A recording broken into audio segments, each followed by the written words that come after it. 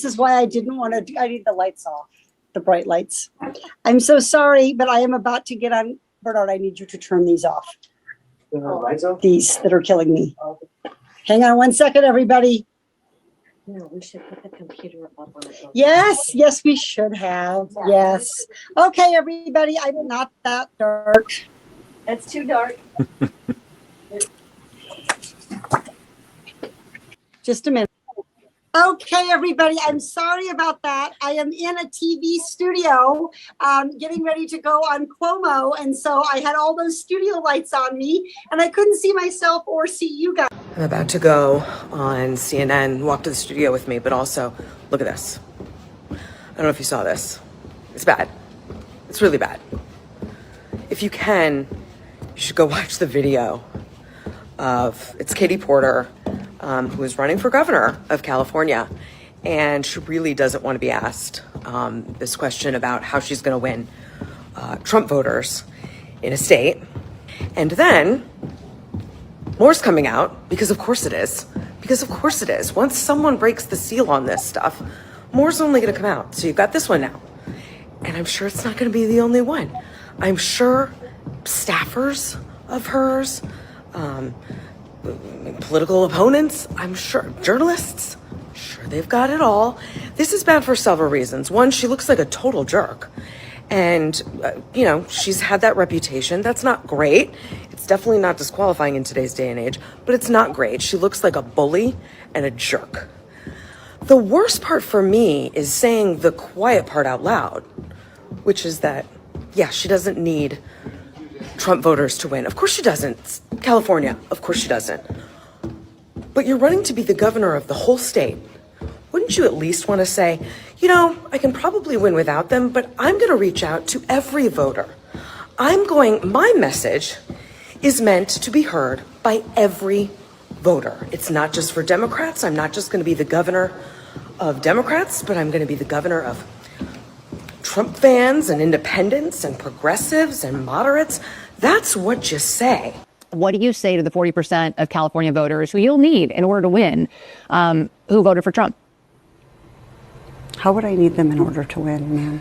Well, unless you think you're going to get 60% of the vote. You think you'll get 60%. Everybody who did not vote for Trump will vote for you. That's what you're saying. In a general election? Yes. We've also asked the other candidates, do you think you need any of those 40% of California voters to win? And you're saying, no, you don't. No, I'm saying I'm going to try to win every vote I can. And what I'm saying to you is that. Well, to those voters. Okay, so you. I don't want to keep doing this. I'm going to call it. Every other candidate has answered. I don't care. I don't care. I want to have a pleasant, positive conversation in which you ask me about every issue on this list. And if every question you're going to make up a follow-up question, then we're never going to get there. The state could lose. Get out of my shot. I wanted to tell you that that's actually incorrect. Okay. You also were in my shot before that. Stay out of my shot. Oh. I'm not giving away my shot. Not giving away my. Maybe she's having a menopausal Well, she's moment. listen, anything is possible, but she. Clear line between getting frustrated and directing it at someone else. Meaning, I've had a bad day where I'm like, effity, but when you're yelling at people, which the examples, Bill Riley, Laura Ingraham, Katie Porter, you are telling me a little more something. And I'm not saying it's unforgivable, but I do think that you are running for the fourth largest economy in the world as governor of California. You are going to be the figurehead of the liberal-leaning left in California. You will be under direct attack at all times. Part of what she was known for was the whiteboard when she handled really important questions and could handle herself. She was unflappable. In these moments, I don't think it's as simple as you're having a bad day. I actually think she needs to do better, not in gratitude, but in respect to other people in the workplace. Let me just say it like this. In a perfect world, but human beings have bad days, and human beings are not always capable of realizing that they're stepping in poo. They'd interview congressional staff anonymously, and it was kind of their way to talk about if they had toxic bosses. And she would always rank very high on the list of bosses who treated staff terribly. She had super high staff turnover. And to me, that matters. How you treat people who are working around the clock for low pay for you says a lot about you. We've all had bad days. People can find me being rude. But also, That was a journalist asking totally fair questions, Yes. doing Yeah. her job. If you can't answer those questions, you shouldn't be governor. And she, by the way, she did sit through the rest of the interview and eventually finished it. But that is the job to represent 39 million people in my So home how state. come every time Trump has a meltdown, his popularity increases? He's a very unique force in America. Voters we talked with in Los Angeles, a little less forgiving. I didn't know that Katie Porter had that in her, actually. This is your first impression of her, is this video. Yeah. Does it make you want to vote for her? No, I guess not. You know, I have friends in England who saw it and were like, what's up with this woman? And what'd you say? I don't know. She sounds pretty, I don't want her as my governor. So it's too bad. It makes you think differently about her. Of course, of course. That was a lot. Chris, we'll let you kick this off, man. What are your thoughts? So many thoughts. Hopefully it ends her political career. Hopefully. She would do the world a favor by never being in politics or leadership of anything again. Go be a dog catcher or something that you can't influence other people. Frankly, in looking at all of the videos, so I've watched a lot of her videos now because I was doing a reaction on them today. She's an entitled hobgoblin, frankly. You know, what's a hobgoblin? That's a nice way to say she's not very attractive. But she's entitled, and it's unfortunate that she's just on, on the more extreme spectrum of where you find most Democrats and most leftists. Realize that these were the same charges that were leveled at Hillary Clinton by all her staff members, by Kamala Harris and all her staff members. Mm-hmm. These people are insufferable because they think they are elite. They think they are special. They think they are the new aristocracy, that they are the new royalty because of their blood, and you need to bend down and kiss their backside. It's not, I mean, it is fine as a boss to have exacting standards, to be ruthless, to be tough. I mean, there's plenty of bosses out there, but they still do it with respect. People realize, hey, this is a hard person to work for, but they're fair, right? They may have extremely high standards and it may be difficult, but they're fair. No, what you're seeing now is just the covers pulled off of someone who thinks they are royalty and who wants to be treated like a queen, regardless of what happens. And that interview, the interview that she melted down over, not even the one where the person was in her shot, the one where she melted down was a CBS interview. It wasn't like it was Fox, okay? It wasn't News Nation. It was CBS, and she was asking softball questions that she asked to every other candidate. I mean, they were simple, stupid questions. How are you going to go? How are you going to, what are you going to do about the 40% of people that, are Trump supporters? I'm going to do my best to win. I mean, it's as simple as that. But she doesn't want to be asked any questions. Right. Realize that this is the Kamala Harris situation. This is the Hillary Clinton situation. This is the Joe Biden situation. And it's even the woman who ran for the, I can't think of her name. She was in the Republican primary from South Carolina, where all of their interviews are scripted. They're given the questions in advance. No other questions are asked. There are no follow-ups allowed. Sage Steele talked about this when she interviewed, I believe it was Biden. Mm-hmm. One of the reasons she got kicked out of ESPN was she was basically told, you will ask these 7 questions. There are no follow-ups. There are no comebacks, nothing. Basically, read the question, listen to the answer, read the next question, because they had prepared interviews, because they cannot actually articulate a point of view. They have no real wits about them. All they are is paid talking heads, most of them. And it's sad. It's sad that this is the state of politics in our day and age. And it's also a serious indictment. It's infecting the right as well in some cases, but it is rampant on the left that they are entitled. They think they are special. They think that you are there to treat them specially, and that you are somehow a subject of the crown. This is what the globalist cabal of corruptocrats want. Yes. They want to destroy real Western civilization and recreate a new modern a neo-aristocracy where they are permanently in power. They are never questioned. They are never argued against. and them and their lineage will be in power forever. They will have power, wealth, and money, and no one will ever be able to do anything about it.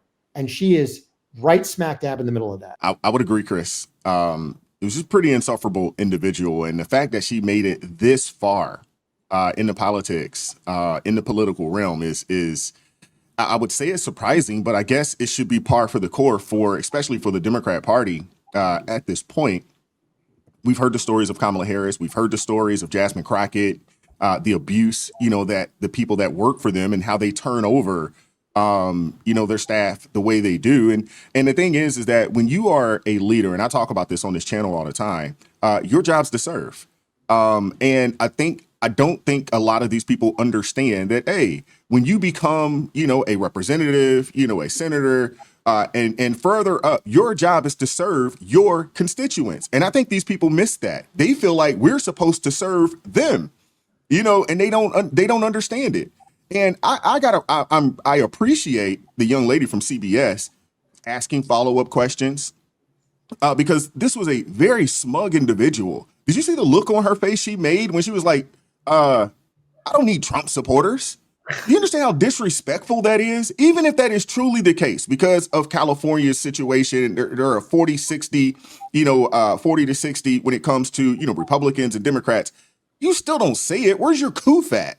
I just don't understand it. AT, get in there. What are your thoughts? Well, first thing that comes to mind is nearly all men can stand adversity, but if you want to test a man's character, give him power. That's Abraham Lincoln. That's right. Plato. The measure of a man is what he does with power. I definitely disagree with you a little bit on this one, Chris. You said she could be a dog catcher. I want her around nothing that is living, because I don't think that she has the fortitude to be able to handle that. Look, I think if I was this young lady, when The View is complaining about you, you mean the stalwart, the vanguard for the liberal party is complaining about you, got to pack it up. You're done. You're done, right? You're not for this position.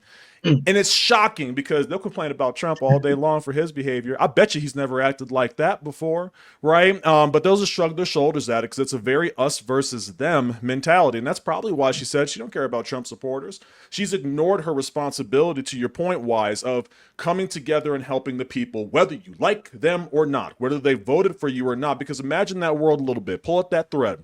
What if every politician only cared about the people who voted for them? We would have nothing but a bunch of politicians that sit on Congress that only vote on behalf of their constituents and ignore the overall ramification of their actions and how it can impact the American people. Unfortunately, we're already there, and we've lost the basic concept of leadership. We've lost the basic concept of servitude. For everybody in the chat, and I'll end on this, imagine if Wise lost his lights right now. Right now, they were just gone, right? You think Wise is going to act that way? What if his wife walked in behind him into the shot? Would you still watch Wise anymore if he talked to his wife the way she talked to that staffer? Of course not. But remember, people will still vote for this woman. They sure will. She may not win, but people will absolutely still vote for her. And I think that's the biggest issue. They want to give a woman like that power while ignoring what the ramifications of that might be. I completely agree with you, AT. And this is what leads to this level of entitlement and narcissism is just the step before you get to Jay Jones in Virginia, where he's calling for, the death of his political counterparts. Yes. And then that's just one step removed from what happened to Charlie Kirk on September 10th. Right. She is on the spectrum and she's walking down the road that we don't want any of our leaders to go down. But she's halfway there. You're absolutely right. Wise, I thank you for addressing this. And as I've been saying many times on your program, that people who vote for these people need to understand their accountability.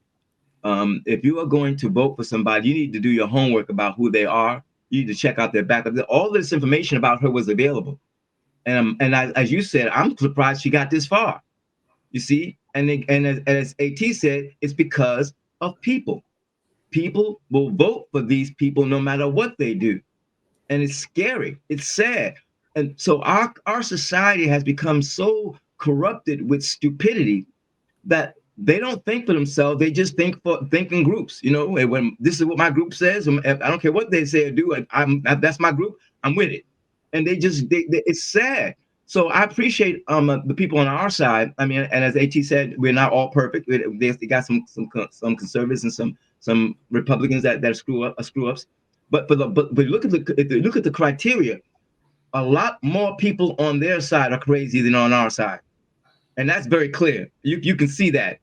For someone of this caliber, this lady's caliber, to be able to get as far as she's gotten so far, it's crazy. And it says a lot about our society and how people vote to get people in office. And we need to start checking that. I want to add to that and say we may have some people that may behave that way, but when we see it, we tend to call it out. Oh, we do. When we see it, we call it out.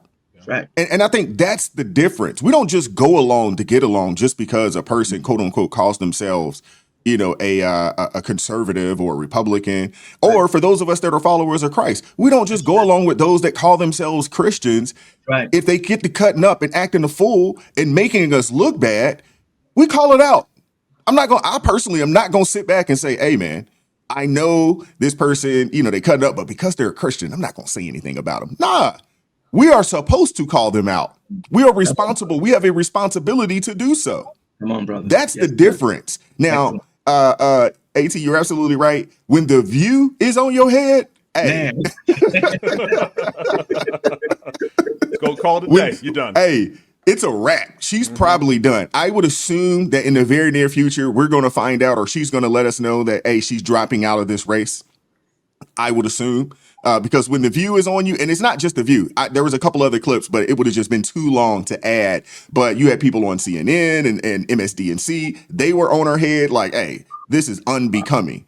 Now, the thing I did find weird is that they're more upset with her and her behavior than they are in reference of the text that did come from Jay Jones, about, killing, his Republican opponent and the children, hoping that the children, would die and all this other type of stuff. They're more, upset with her than they are of this fool, out in Virginia. But what we are seeing when it comes to that side of things, that party, those that call themselves liberals, yes, man, a lot of these people, man, they're suffering from some serious mental health issues. And I'm a firm believer that when people show you who they are, we should believe them and take them at their word and take them at their actions. And then we got to call it out. So I'm glad that this is, making its rounds, all in these internet streets. And I'm glad that a multitude of people are talking about it, both those on the right, left, and independent, and saying, hey, this is unbecoming of a person that is going to be a governor in one of the largest states in our country. How do I feel about this? I need people to stop voting party, stop voting by feelings in the aspect of I want to put her in office because it would be nice to have a woman like her in office. Like, I'm tired of people doing that. That is what people voted for Obama because you know what? This will be our first Black president. That was the motivation. The motivation was like we just want to see somebody Black in office that look like us. So we voting. Yes, we're voting. The 92% of females that left to walk around here and talk about we are the 92% Black females that voted for Kamala. You voted for her not because she has any kind of common sense, word salad queen. You voted for her because you thought we could have a Black woman as president. This is what constantly happens. No one is using wisdom and discernment. They're not using that. They're using, well, this person looks like me, or I like her vibe, me and her, she thinks the same that I think. And that's really, no one is looking at policies. No one is looking at, okay, what have you done in the past? Let's look at this. People are putting in the comments, apparently this woman has allegedly an ex-husband that she used to abuse. I mean, excuse me. That's not surprising. Excuse me. Why is she even, how is she even allowed to be even considered anything? But because people keep giving that pass, understand these are people that are supposed to represent you. And as Y said, because that was in my spirit as well, that's that Holy Spirit. A leader serves. That is what a leader does. And the perfect example of leadership serving is Jesus washing the feet of the disciples. He wanted people to understand when you lead, you serve. Right. And this woman, these people like that, her, the Kamalas, the Hillarys that are entitled, feel like I have reached this pinnacle and y'all are supposed to worship me. These are not leaders. Maxine Waters. You need to put these type of people away. I have people talking about, well, Trump what? I have heard so many people worked for Trump at Trump, Trump establishments, not even talking about presidency, Trump establishments that say he is a great man to work for. So many different, he's a great man to work for. People he's a great man to work for. I tell you, if I go out, this is the best example. If I go out on a date with somebody and they're rude to the staff, we are never having a date again. Like you just told me who you are with your you're going to be rude to the staff. You already told me who you are. Watching this lady curse out these people and is belligerent, getting upset because she can't answer a question. Clearly, you are not qualified and fit for this job. Therefore, we're not playing DEI hires no more. We are not playing DEI hires no more. If you're not qualified, if you can't answer simple questions, if you don't realize that you're representing the entire state of California and not just a portion, you don't need to have that job. Period, point blank. I would agree. And Celeste, I want you to get in there. So I think that here's the real the tea that I believe the media and I'm not even sure how aware the Democrat Party is, but the Democrats are in a world of trouble right now. And I think, first of all, what set her off is when the interviewer said 40% of Trump voters. 40% is a very big number. Yes, it is. So now you've got a couple. So let's take California. If you have 40% of Trump voters in California, also California just purged 300,000 illegal voters off their rolls. That could be dead people, that could be people who are not citizens, that could be, but all 300 ineligible people, 300,000 ineligible people from their rolls. Kamala Harris won California by a little over 300,000. So now 300,000 ineligible voters won't be able to vote this time. And 40% of what's left is now, according to the interviewer, Trump voters. And beyond that, even though you can say, okay, well, then everybody else is a Democrat or liberal or a liberal leaning voter, guess what? California also is full of men. And we see the trajectory. Men are not voting for what James Carville called the Democrat Party is too full of preachy women, of which this woman seems like she could be in the vanguard of preachy women. So now you've got a trifecta going on in California. They can't rely on ineligible voters. They've got 40% of what's left of their voters, possibly Trump or right-leaning. And then they've got men that are also possibly Trump and right-leaning. And I'm not saying California is going to be able to flip red. I'm not saying, come midterms, it's going to flip red. I'm not saying any of that. But what I'm saying is Crip walking to the voter booth to elect Democrats is not going to be what it was. And they are slowly coming to the realization they don't have the foothold they have, and they're not going to be able. We know the Democrat history. We can go back to Reconstruction, through Tammany Hall, through the big award bosses in Chicago and New York City, all that stuffing of the ballot box. You all have had the history of doing. They're not going to be able to slide through the way they've been sliding through. And I think slowly but surely, I think they're afraid to tell their voters that. They are keeping the real crisis they're in a secret, and it's dangerous. We need to tell them, because what's going to happen is they're going to continue to get shocked and wonder, wait a minute, what's happening? Because they've been so easily be able to elect Democrats easily. It's going to become extremely difficult to elect Democrats. And the Democrat voters are not going to understand why that is happening, because they're not telling them this information. And God forbid they turn to any kind of distress or violence as a result. Yes, good point. Yeah, you're absolutely right. I think that in that interview, she knew she put her foot in her mouth and she got defensive very quickly, because when she mentioned the 40% of Trump supporters are in California, I think for a lot of these people, when they hear Trump, it's an immediate dog whistle for them. I think they immediately lose it. As soon as they hear Trump, they don't need, she probably blacked out off of everything else after that. And then she came out and she was like, what do I need them for? And then she leaned over, and that's why I paused it. And she looked at the camera, or maybe she looked at her staff. And then it hit her, and maybe her staff told her, like, what are you doing? And then it hit her like, wait, I just messed up. I messed up. You know, in that old in the movie from New Jack City, you know, where the police officer, they're in the interrogation room, and he's like, you know, you effed up, right? Yes. You know you effed up, right? You know, and I think she realized that, like, wait, I just alienated 40% of people. Now 40% of Californians not going to vote for me. We lost Wise for a second, didn't we? Oh, am I out? No, you're here. Oh, I'm here? Yeah. Oh, okay. Got you. Okay. Got you. Yeah, but I think 40%, she knows now I'm not getting 40% of this vote. And some of those that are on the independent side of things that are looking at this like, nah, there's no way I'm voting for this lady. And you have liberal men that are looking at this lady like, absolutely not. I'm not supporting this woman.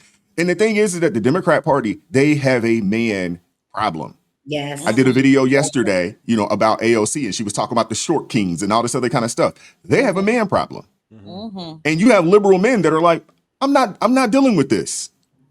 I'm not dealing with this. And this lady, and somebody had said it, you know, they were like, I wasn't even for certain that she was a woman. Wasn't for certain, just based off of the aesthetics of things, but her behavior is piss poor. That is piss poor behavior for someone that is trying to be the governor of, you know what, the first, is California the largest state in the country? Or is it's between Cali and Texas? It is. And the fourth largest economy in the world. This is the person that y'all want in charge? This is the person that's already telling you I have zero interest in serving the people of California. I have zero interest. You know, Wise, that moment in the video, the reporter was even trying to help her. She said, you know, we've asked other candidates this exact same question. And instead of taking that moment like, you know what, that's correct, because they are all Californians and they deserve to be represented, she said, no, I'm done with this. I'm walking away. So are you going to walk away when a red district is on fire? That happens pretty often in California. Are you going to walk away when a red district has needs in California? That's what I asked myself if I was ever unfortunate enough to live in that state again. She's not going to support me. She's not going to help me. She absolutely, it's not just that she's a different side of the aisle when it comes to being a leader. No, she views me as the enemy. There's no way I want that to be involved. And more so, what are you going to do if there's an issue with the National Guard in California? You're in charge of that. And when you break down because someone walks a certain way or the lights don't go your way, nothing ever goes your way whenever there's an emergency. That's why they call it an emergency. And we know how she responds now. Yeah, I appreciate you all pulling up, man. If you haven't hit that like button already, please hit that like button for me. If you'd like to support the channel, you know, join the ARP family, buy your brother a coffee. That link's in the description box below. But I appreciate you guys pulling up, man. Keep God first. Stay prayed up. We'll catch up with you all next time. Peace. We won't stop. I won't quit. Stand for the truth. No counterfeit.